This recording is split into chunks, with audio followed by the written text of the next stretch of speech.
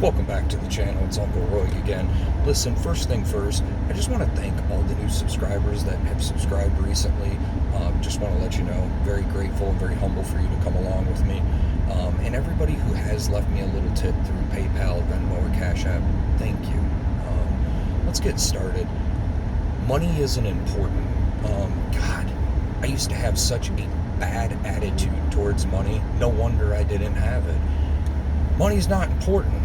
Oh, really? Tell that then, to the person at the homeless shelter. Tell that to the woman at the battered women's shelter.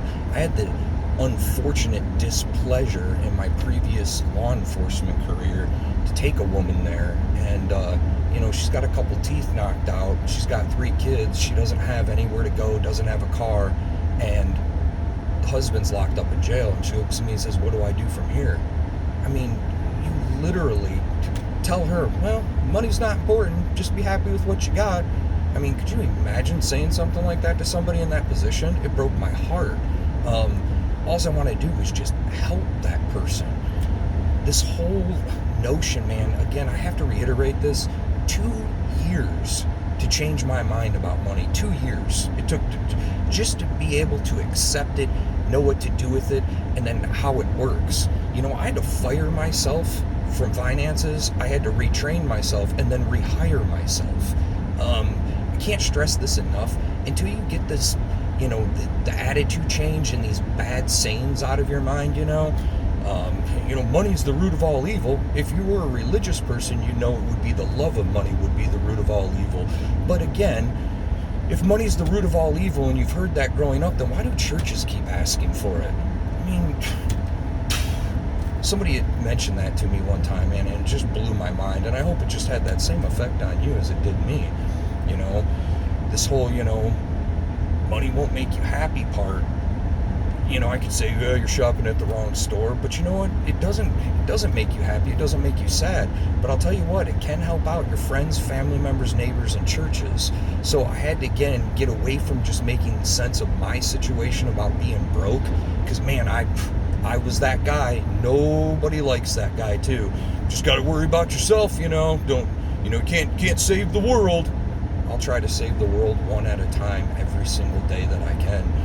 This is the reason that I, again, doing this channel is just to hopefully help somebody out that, was mentally stuck in that funk like I was in, just worry about myself, don't help nobody else out, don't give back, don't, stop and even have a second to help someone change a flat tire because I'm too worried about the credit card payment and the car payment, now the student loan and, the insurance, and it's like I was so overwhelmed by bad debt, it was just controlling my life.